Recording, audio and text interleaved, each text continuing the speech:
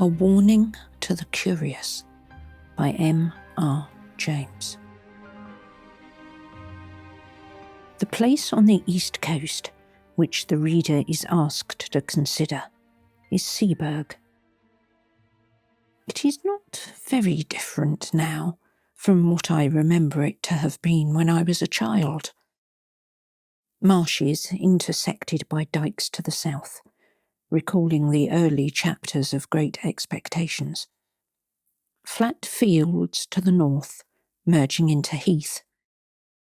Heath, fir woods, and above all gorse, inland.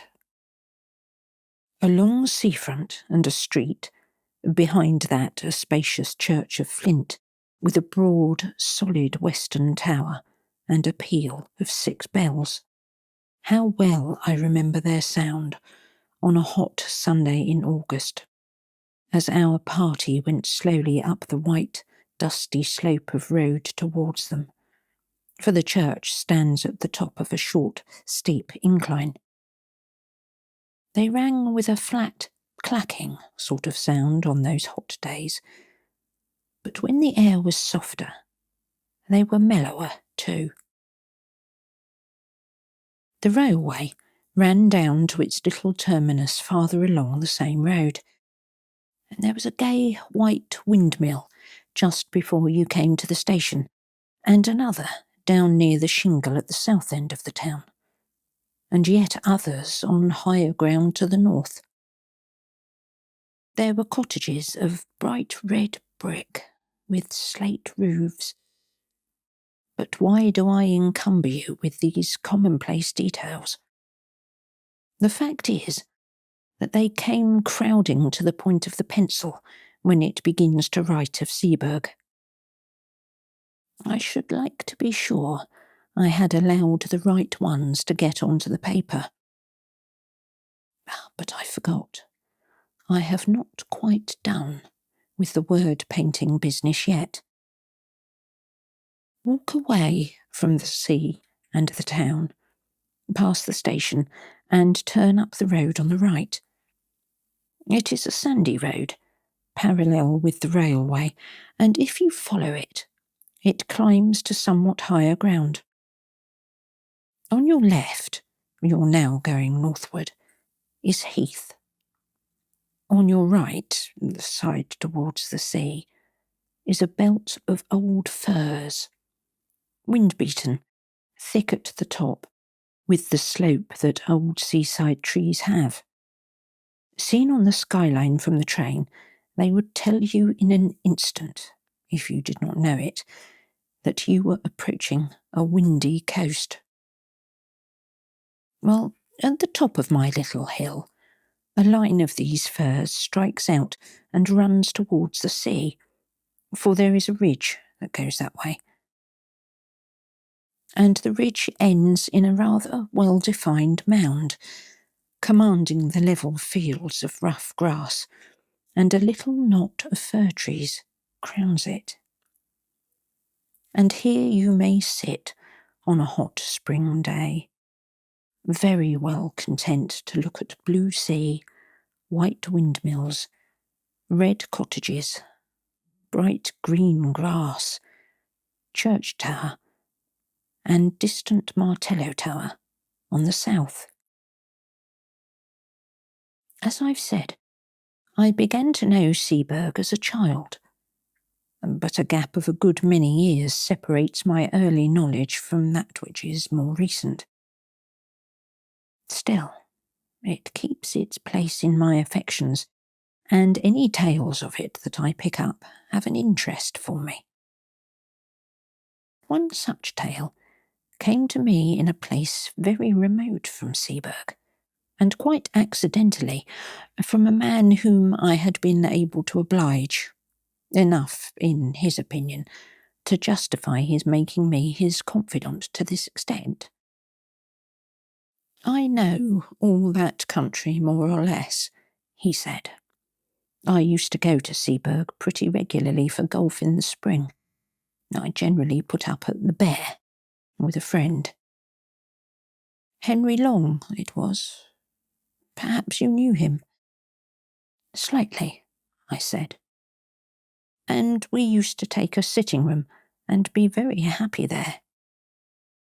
Since he died, I haven't cared to go there, and I don't know that I should anyhow, after the peculiar thing that happened on our last visit. It was in April, 19-something, we were there. And by some chance, we were almost the only people in the hotel, so the ordinary public rooms were practically empty. And we were the more surprised when, after dinner, our sitting room door opened and a young man put his head in. We were aware of this young man. He was rather a rabbity, anemic subject, light hair and light eyes, but not unpleasing. So when he said, "I beg your pardon, is this a private room?" we did not growl and say, "Yes, it is." But Long said, or I did, no matter which, "Please, come in." "Oh, may I?" he said, and seemed relieved.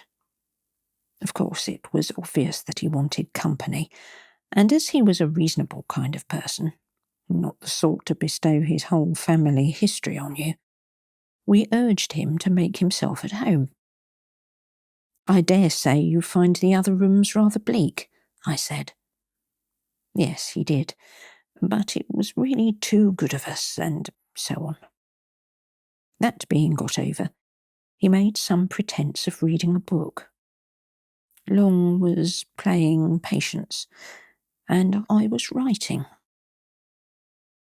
It became plain to me after a few minutes that this visitor of ours was in rather a state of fidgets or nerves, which communicated itself to me, and so I put away my writing and turned to engaging him in talk. After some remarks, which I forget, he became rather confidential. "You'll think it very odd of me," this was the sort of way he began, "but the fact is, I've had something of a shock." Well, I recommended a drink of some cheering kind, and we had it. The waiter coming in made an interruption, and I thought our young man seemed very jumpy when the door opened, but after a while he got back to his woes again. There was nobody he knew in the place, but he happened to know who we were. It turned out there was some common acquaintance in town, and really, he did want a word of advice if we didn't mind. "Of course," we both said. "By all means, or not at all," and Long put away his cards. And so we settled down to hear what his difficulty was. "It began," he said, "more than a week ago, when I bicycled over to Froston, only about 5 or 6 miles, to see the church. I'm very much interested in architecture, and it's got one of those pretty porches with niches and shields.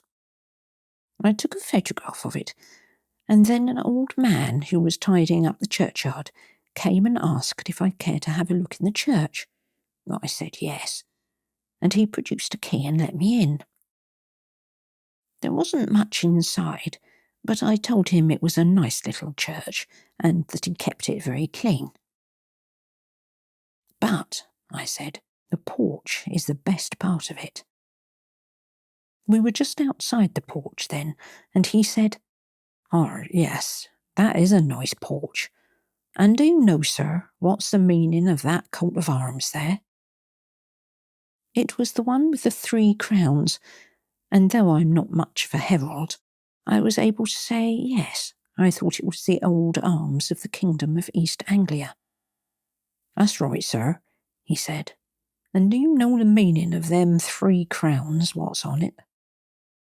I said I'd no doubt it was known, but I couldn't recollect to have heard it myself. "Well then," he said, "for all you're a scholard, I can tell you something you don't know. Them's the 3 holy crowns which was buried in the ground near by the coast to keep the Germans from landing. Ah, I can see you don't believe that. But I tell you, if it hadn't been for one of them holy crowns being there still, them Germans would have landed here time and again, they would. Landed with their ships and killed man, woman and child in their beds. Now then, that's the truth what I'm telling you, that is. And if you don't believe me, you ask the rector. Here he comes. You ask him, I says. I looked round, and there was the rector, a nice-looking old man, coming up the path. And before I could begin reassuring my old man, who was getting quite excited, that I didn't disbelieve him, the rector struck in and said, "What's all this about, John? Good day to you, sir. Have you been looking at our little church?" So then there was a little talk which allowed the old man to calm down, and then the rector asked him again what was the matter. "No," he said, "it weren't nothink. Only I was telling this gentleman he ought to ask you about them holy crowns." "Ah, yes, to be sure," said the rector. "That's a very curious matter, isn't it? But I don't know whether the gentleman is interested in all our old stories, eh?" "Oh, he'll be interested fast enough," says the old man. "He'll put his confidence in what you tells him, sir. Why, you known William Agers yourself, father and son too." Then I put in a word to say how much I should like to hear all about it, and before many minutes I was walking up the village street with the rector, who had 1 or 2 words to say to parishioners, and then to the rectory, where he took me into his study. He had made out, on the way, that I really was capable of taking an intelligent interest in a piece of folklore, and not quite the ordinary tripper. So he was very willing to talk, and it was rather surprising to me that the particular legend he told me has not made its way into print before. His account of it was this. There has always been a belief in these parts in the 3 holy crowns. The old people say they were buried in different places near the coast to keep off the Danes, or the French, or the Germans. And they say that one of the 3 was dug up a long time ago, and another has disappeared by the encroachment of the sea. And one is still left doing its work, keeping off invaders. Well, now, if you have read the ordinary guides and histories of this county, you'll remember, perhaps, that in 1687, a crown, which was said to be the crown of Redwald, King of the East Angles, was dug up at Rendlesham, and alas, alas, melted down before it was even properly described or drawn. Well, Rendlesham isn't on the coast, but it isn't so very far inland, and it's on a very important line of access. And I believe that is the crown people mean when they say one has been dug up. Then, in the south, there was a Saxon royal palace, which is now under the sea. Well, there was the second crown, I take it. And up beyond those 2, so they say, lies the third. Do they say where it is? I asked, of course. He said, yes, indeed they do, but they don't tell. His manner did not encourage me to put the obvious question. Instead, I waited a moment and said, what did the old man mean when he said you knew William Agers, as if that had something to do with the crowns? To be sure, he said. Now that's another curious story. These Agers, it's a very old name in these parts, but I can't find that they were ever people of quality or big landowners. These Agers say, or said, that their branch of the family were the guardians of the last crown. A certain old Nathaniel Agers was the first I knew. Now, I was born and brought up quite near here. And he, I believe, camped out at the place during the whole of the war of 1870. William, his son, did the same. I know. during the South African War, and young William, his son, who has only died fairly recently, took lodgings at the cottage nearest the spot, and I've no doubt hastened his end, for he was consumptive, by exposure and night watching. And he was the last of that branch. It was a dreadful grief to him to think he was the last, but he could do nothing, the only relations near to him being in the colonies. I wrote letters for him to them, imploring them to come over on business very important to the family, but there was no answer. So the last of the Holy Crowns, if it's there, has no guardian now. That was what the rector told me, and you can fancy how interesting I found it. The only thing I could think of when I left him was how to hit upon the spot where the crown was supposed to be. I wish I'd left it alone. Oh, I wish I'd left it alone. But there was a sort of fate in it. For as I bicycled back past the churchyard wall, my eye was caught by a fairly new gravestone, and on it was the name of William Ager. Of course, I got off and read it. It said, "Of this parish, died at Seaburgh, 19-something, aged 28. There it was, you see. A little judicious questioning in the right place, and I should at least find the cottage nearest the spot. Only I didn't know where was the right place to begin my questioning. Again, there was fate. It took me to the curiosity shop down that way, you know the one, and I turned over some old books, and if you please, one was a prayer book of 1740-odd, in a rather handsome binding. I'll just go and get it, it's in my room."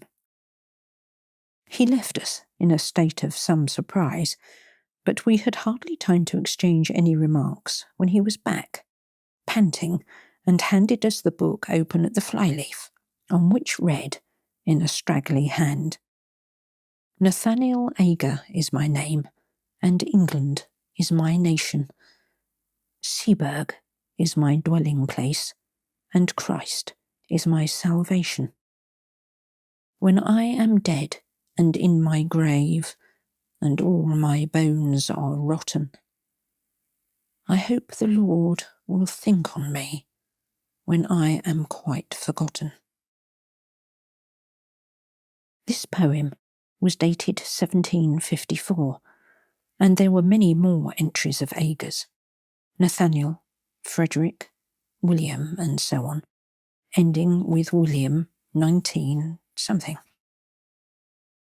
"You see," he said, "anybody would call it the greatest bit of luck. I did, but I don't now. Of course, I asked the man in the shop about William Ager, and, of course, he happened to remember that he lodged in a cottage in the North Field, and died there. This was just chalking the road for me. I knew which cottage it must be. There's only one sizable one about there. And the next thing was to scrape some sort of acquaintance with the people, and I took a walk that way at once. A dog did the business for me. He made at me so fiercely that they had to run out and beat him off, and then naturally begged my pardon, and we got into talk. I had only to bring up Ager's name, and pretend I knew, or thought I knew, something of him, and then the woman said how sad it was, him dying so young, and she was sure it came of him spending the night out of doors in the cold weather.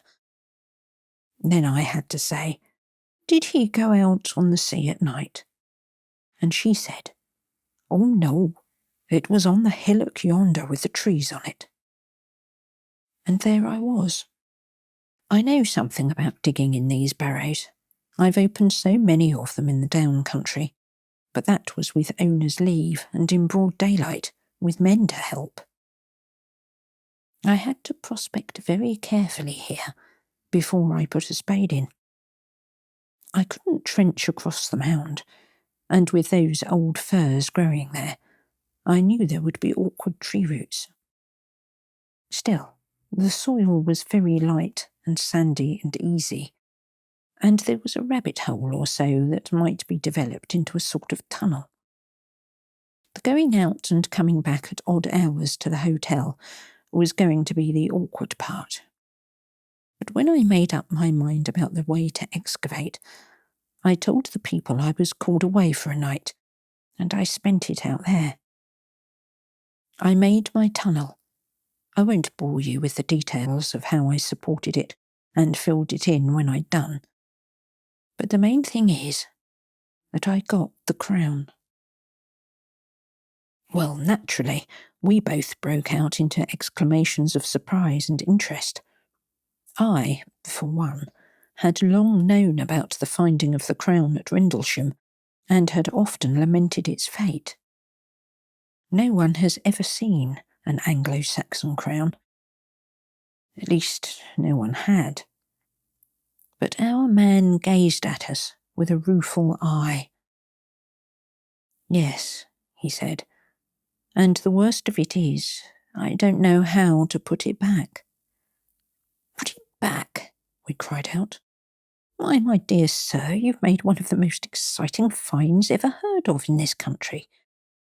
Of course, it ought to go to the jewel house at the Tower. What's your difficulty? If you're thinking about the owner of the land and treasure trove and all that, we can certainly help you through. No one's going to make a fuss about technicalities in a case of this kind."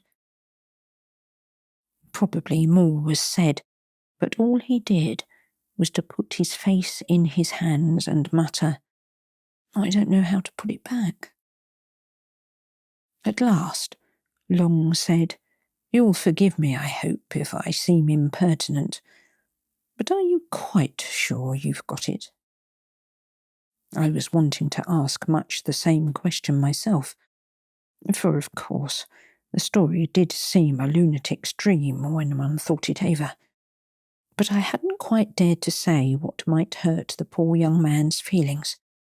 However, he took it quite calmly, really, with a calm of despair, you may say.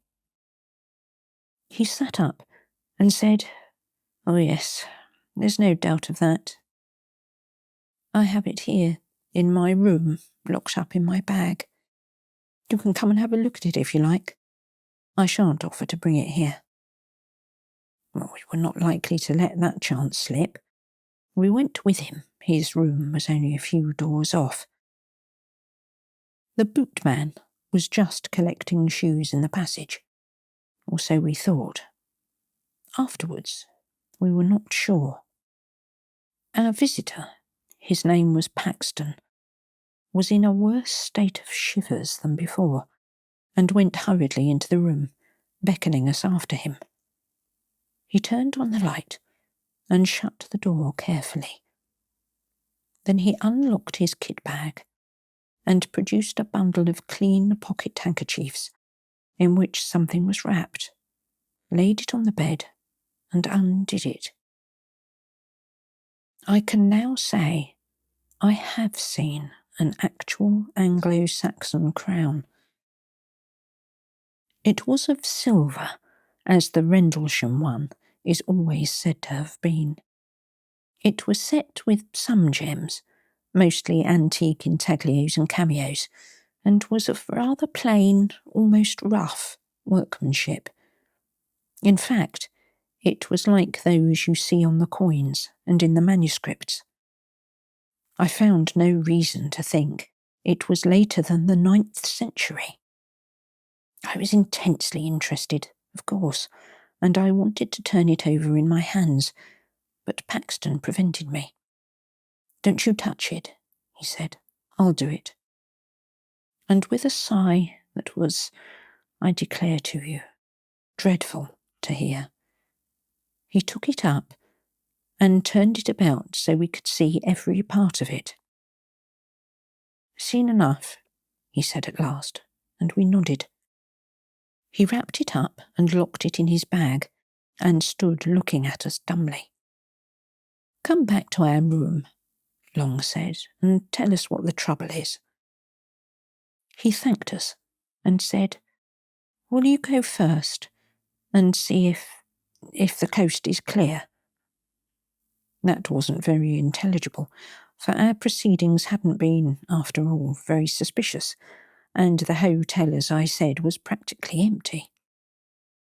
However, we were beginning to have inklings of we didn't know what, and anyhow, nerves are infectious. So we did go, first peering out as we opened the door, and fancying, I found we both had the same fancy, that a shadow, or more than a shadow, though it made no sound, passed from before us to one side as we came out into the passage. "It's all right," we whispered to Paxton. Whispering seemed the proper tone, and we went, with him between us, back to our sitting room. I was preparing, when we got there, to be ecstatic about the unique interest of what we'd seen. But when I looked at Paxton, I saw that would be terribly out of place, and I left it to him to begin. "What is to be done?" was his opening. Long thought it right, as he explained to me afterwards, to be obtuse, and said, "Why not find out who the owner of the land is, and inform—" "Oh, no," Paxton broke in impatiently. "I beg your pardon, you've been very kind, but don't you see it's got to go back? And I daren't be there at night, and daytime's impossible. Oh, perhaps though you don't see. Well then, the truth is, I've never been alone since I touched it." I was beginning some fairly stupid comment, but Long caught my eye, and I stopped. Long said, "I think I do see, perhaps. But wouldn't it be a relief to tell us a little more clearly what the situation is?" Then it all came out. Paxton looked over his shoulder and beckoned us nearer, speaking in a low voice. We listened most intently, of course, and compared notes afterwards. And I wrote down our version, so I'm confident I have what he told us almost word for word. He said, "It began when I was first prospecting, and put me off again and again. There was always somebody, a man, standing by one of the firs. This was in daylight, you know. He was never in front of me. I always saw him, with the tail of my eye on the left or the right. And he was never there when I looked straight for him. I would lie down for quite a long time and take careful observations, and make sure there was no one. And then, when I got up and began prospecting again, there he was.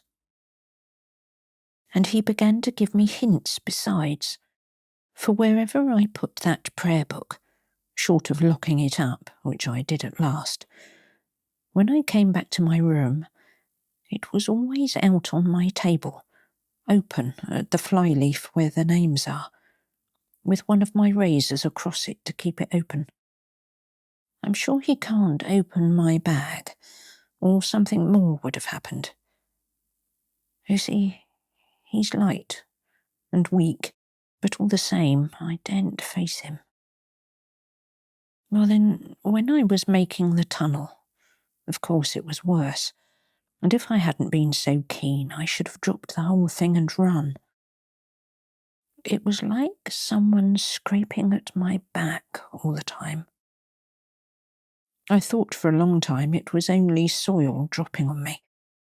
But as soon as I got nearer the crown, it was unmistakable. and when I actually laid it bare and got my fingers into the ring of it and pulled it out, there came a sort of cry behind me.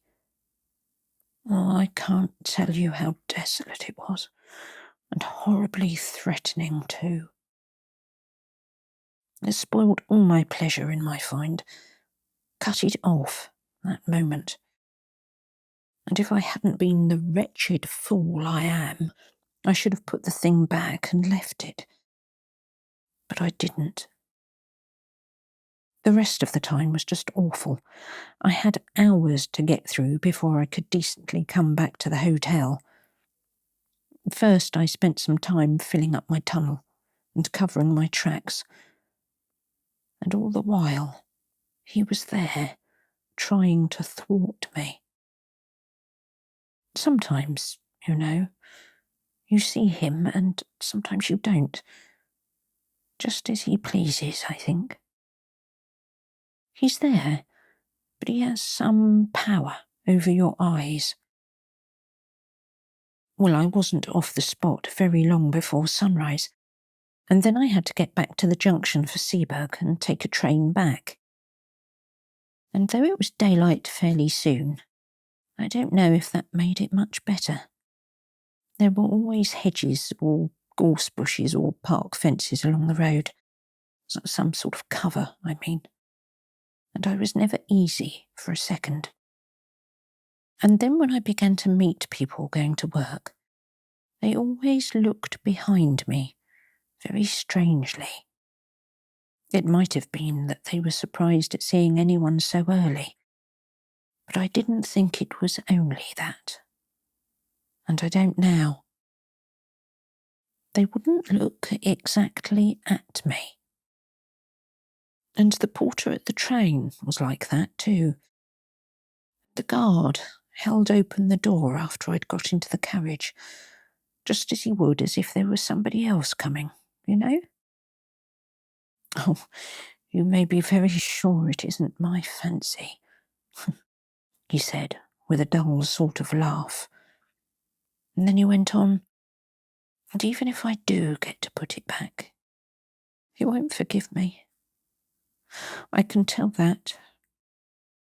And I was so happy a fortnight ago.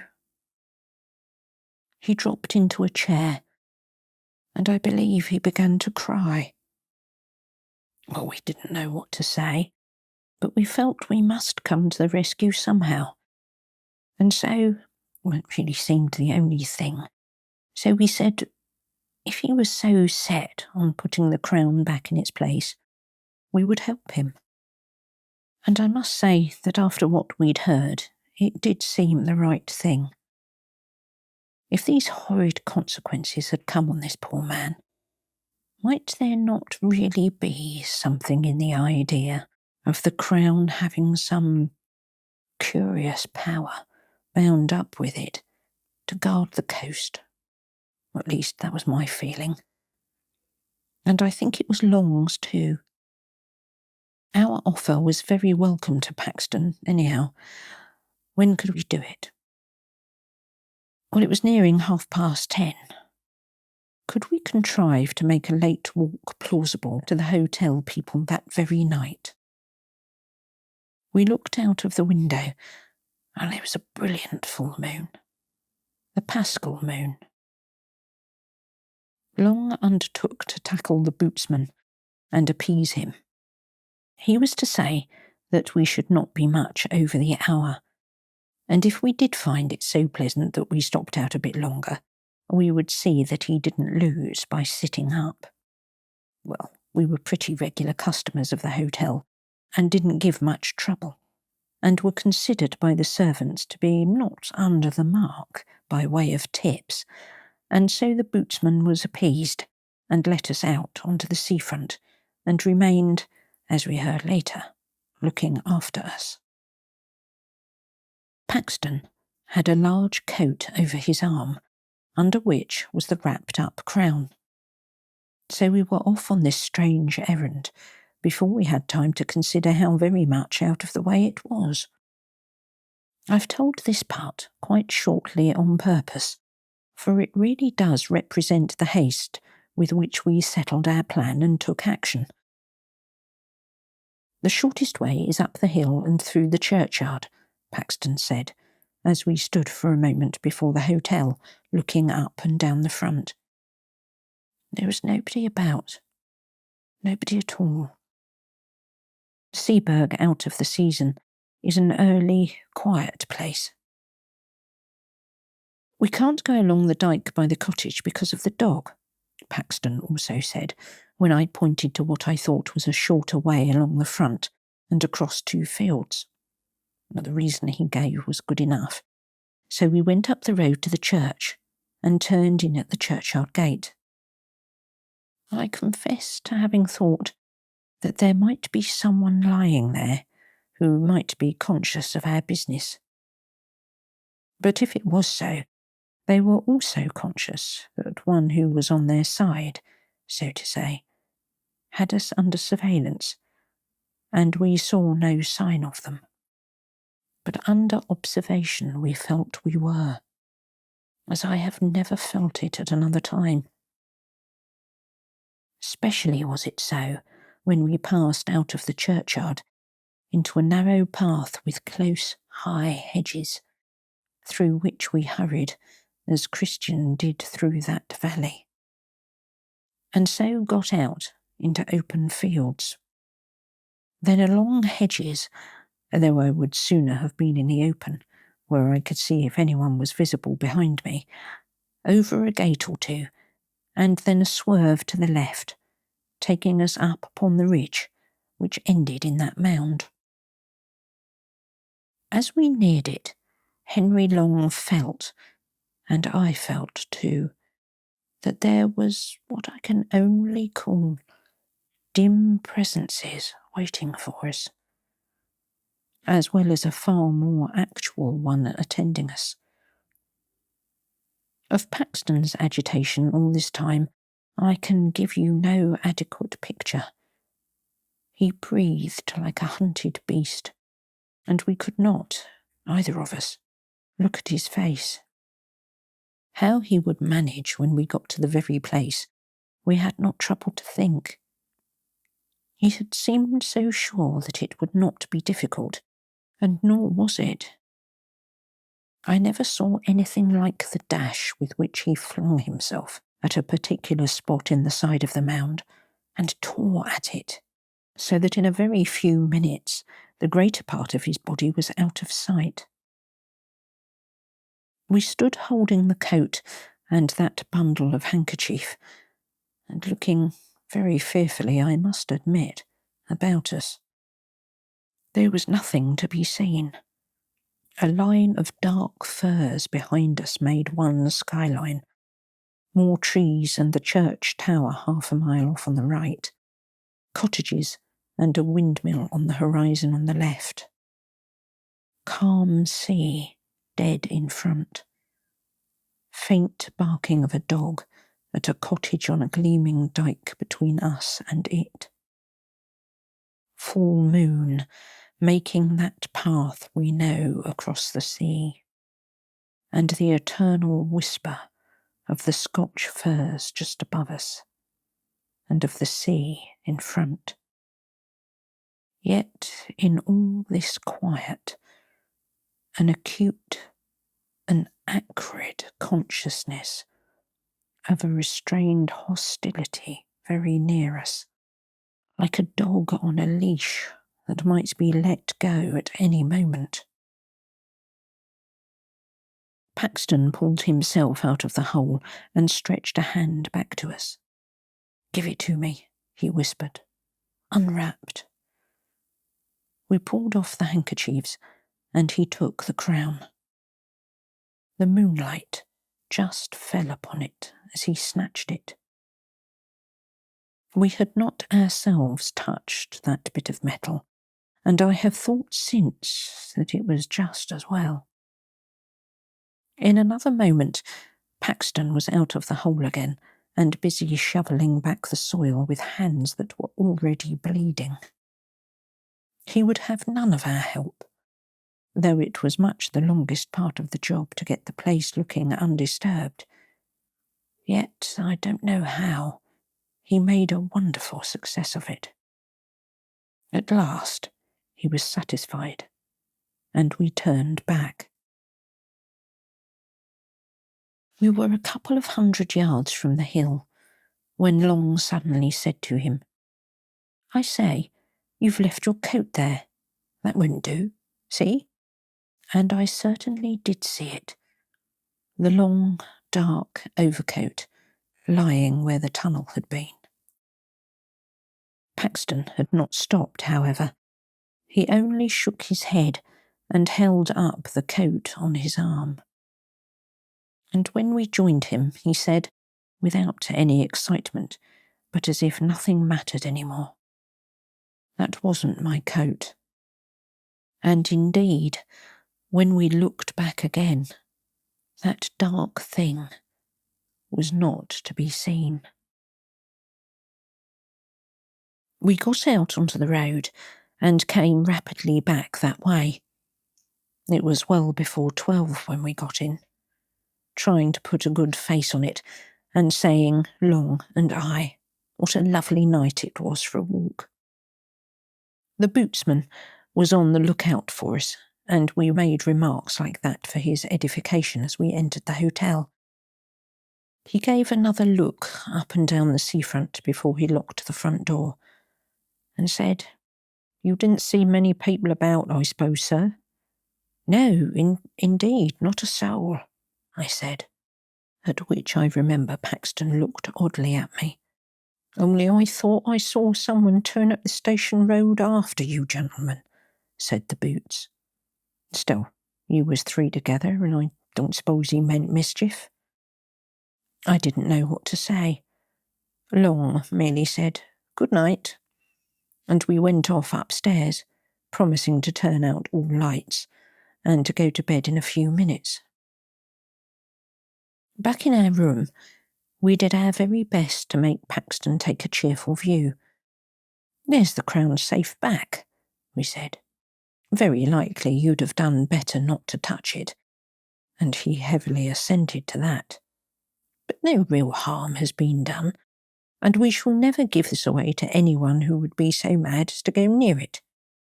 Besides, don't you feel better yourself?" "I don't mind confessing," I said, "that on the way there, I was very much inclined to take your view about being followed. But going back, it wasn't at all the same thing, was it?" "No, it wouldn't do." "You've nothing to trouble yourselves about," he said. "But I'm not forgiven. I've got to pay for that miserable sacrilege still. I know what you're going to say. The church might help. Yes, but it's the body that has to suffer. It's true, I'm not feeling that he's waiting outside for me just now. But..." Then he stopped. He turned to thanking us, and we put him off as soon as we could. Naturally, we pressed him to use our sitting room next day, and said we'd be glad to go out with him. Or did he play golf, perhaps?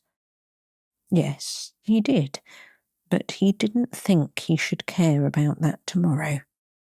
Well, we recommended he get up late and sit in our room in the morning while we were playing, and we'd have a walk later in the day. He was very submissive and piano about it all, ready to do just what we thought best, but clearly quite certain in his own mind that what was coming could not be averted or palliated. You'll wonder why we didn't insist on accompanying him to his home and seeing him safe into the care of brothers or someone.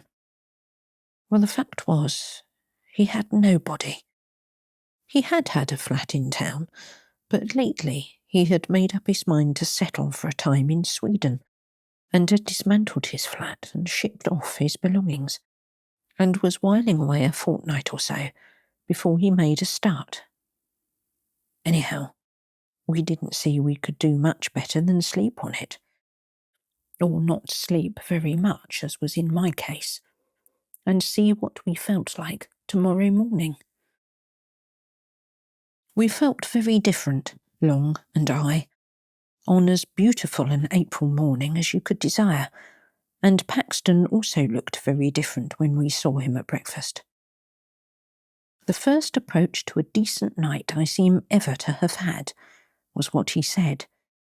But he was going to do as we'd settled, stay in, probably all the morning, and come out with us later. We went to the links. We met some other men and played golf with them in the morning, and had lunch there rather early, so as not to be late back. All the same, the snares of death overtook him. Whether it could have been prevented, I don't know. I think he would have been got out somehow, do what we might. Anyhow, this is what happened. We went straight up to our room, and Paxton was there, reading quite peaceably. "Ready to come out shortly," said Long. "Say in half an hour's time." "Certainly," he said, and I said we would change first and perhaps have baths, and call for him in half an hour. I had my bath first, and went and lay down on my bed, and slept for about 10 minutes. We came out of our rooms at the same time, and went together to the sitting room. Paxton wasn't there, only his book. Nor was he in his room, nor in the downstairs rooms.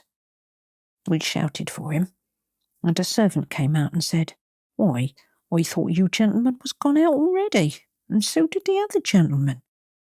He heard you a calling from the path there, and ran out in a hurry, and I looked out of the coffee-room window, but I didn't see you. However, he ran off down the beach that way."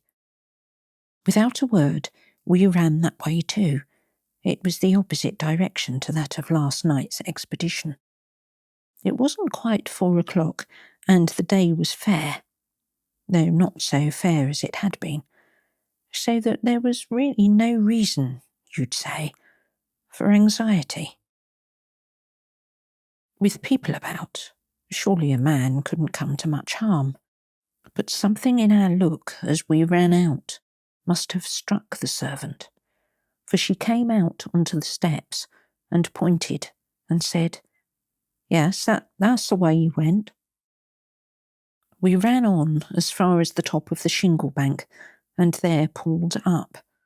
There was a choice of ways, past the houses on the seafront, or along the sand at the bottom of the beach, which, the tide being now out, was fairly broad.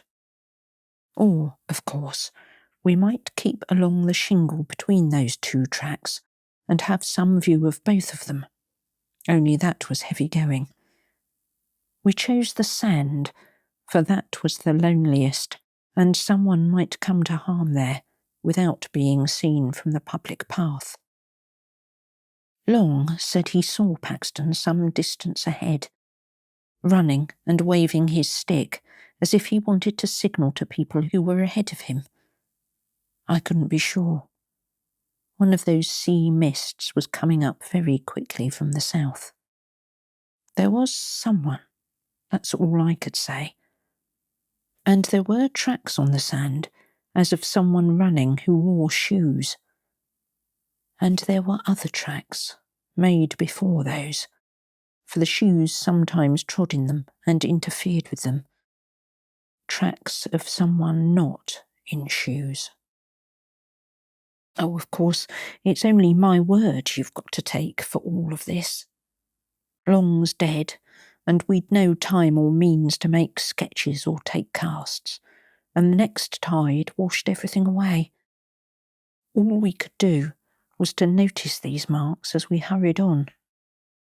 But there they were, over and over again, and we had no doubt whatever that what we saw was the track of a bare foot, and one that showed more bones than flesh. The notion of Paxton running after anything like this, and supposing it to be the friends he was looking for, was very dreadful to us. You can guess what we fancied, how the thing he was following might stop suddenly, and turn round on him, and what sort of face it would show, half seen at first in the mist, which all the while was getting thicker and thicker. And as I ran on, wondering how the poor wretch could have been lured into mistaking that other thing for us, I remembered his saying, "He has some power over your eyes." And then I wondered what the end would be, for I had no hope now that the end could be averted, and, well, there is no need to tell all the dismal and horrid thoughts that flitted through my head as we ran on into the mist. It was uncanny, too, that the sun should still be bright in the sky, and yet we could see nothing. We could only tell that we were now past the houses, and had reached that gap between them and the old Martello Tower. When you're past the tower, there is nothing but shingle for a long way. Not a house, not a human creature, just that spit of land, or rather shingle, with the river on your right and the sea on your left. But just before that, just by the Martello Tower, you remember there is an old battery close to the sea. I believe there are only a few blocks of concrete left now. The rest has all been washed away, but at this time there was a lot more, though the place was a ruin. Well, when we got there, we clambered to the top as quick as we could to take breath and look over the shingle in front, if by chance the mist would let us see anything. But a moment's rest we must have. We had run a mile at least. Nothing whatever was visible ahead of us, and we were just turning by common consent to get down and run hopelessly on, when we heard what I can only call a laugh. And if you can understand what I mean by a breathless, a lungless laugh, you have it. But I don't suppose you can. It came from below and swerved away into the mist. And that was enough. We bent over the wall. Paxton was there at the bottom. You don't need to be told that he was dead. His tracks showed that he had run along the side of the battery, had turned sharp round the corner of it, and smalled out of it, must have dashed straight into the open arms of someone who was waiting there. His mouth was full of sand and stones, and his teeth and jaws were broken to bits. I only glanced once at his face. At the same moment, just as we were scrambling down from the battery to get to the body, we heard a shout and saw a man running down the bank of the Martello Tower. He was the caretaker stationed there, and his keen old eyes had managed to descry through the mist that something was wrong. He had seen Paxton fall, and had seen us a moment after, running up. Fortunate, this, for otherwise we could hardly have escaped suspicion of being concerned in the dreadful business. Had he, we asked, caught sight of anybody attacking our friend? He could not be sure. We sent him off for help, and stayed by the dead man till they came with the stretcher. It was then that we traced out how he had come on the narrow fringe of sand under the battery wall. The rest was shingle, and it was hopelessly impossible to tell whither the other had gone. What were we to say at the inquest? It was a duty, we felt, not to give up there and then the secret of the Crown to be published in every paper. I don't know how much you would have told, but what we did agree upon was this: to say that we had only made acquaintance with Paxton the day before, and that he had told us he was under some apprehension of danger at the hands of a man called William Agers. Also, that we had seen some other tracks besides Paxton's when we had followed him along the beach. But of course, by that time, everything was gone from the sands. No one had any knowledge, fortunately, of any William Agers living in the district. The evidence of the man at the Martello Tower freed us from all suspicion. All that could be done was to return a verdict of wilful murder by some person or persons unknown. Paxton was so totally without connections that all the inquiries that were subsequently made ended in a no thoroughfare. And I have never been at Seaburgh, or even near it, since.